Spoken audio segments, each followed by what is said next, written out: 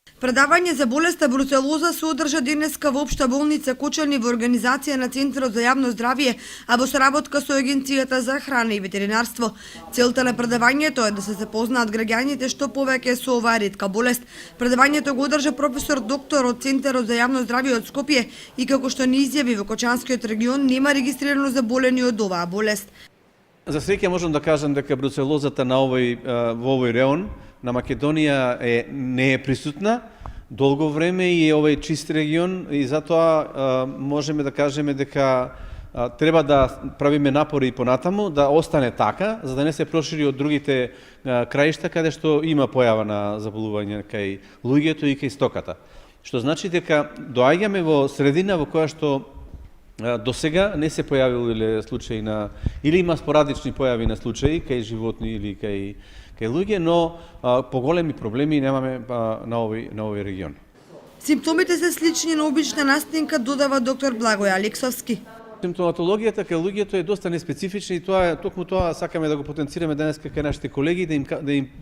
даеме до знаење дека болеста не може лесно да се препознае и често пати се лута, затоа што таа се јавува доста касно, инкубацијата е многу долга и се јавуваат со симптоми на една акутно заболување во форма на покачена температура, на малаксалост, на главоболка, на губење на апетит и најкарактеристично е тоа што има појава на болки во зглобовите мускулите, особено на големите зглобови, кое е пропратено со изворено силно потење, кое што е резултат како една треска која што се јавува само во ноќните часови. Вакви слични симптоми може да се јават и други заболувања и затоа често пати се лута при поставување на дијагнозата. Често пати овие пациенти можеме да ги најдеме или на реуматологија, или на ортопедија, или некаде на интерните оделенија, каде што ако не се мисли на заболувањето, ако не се земе добра епидемиолошка анкета,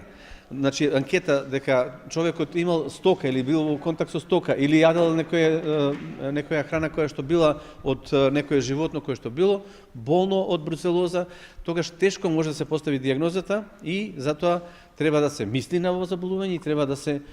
секогаш да се земе добра анамнеза при поставувањето на дијагнозата кај болник. Во моментов оваа болест најзастапена е во Струмичкиот регион, а се пренесува преку стоката.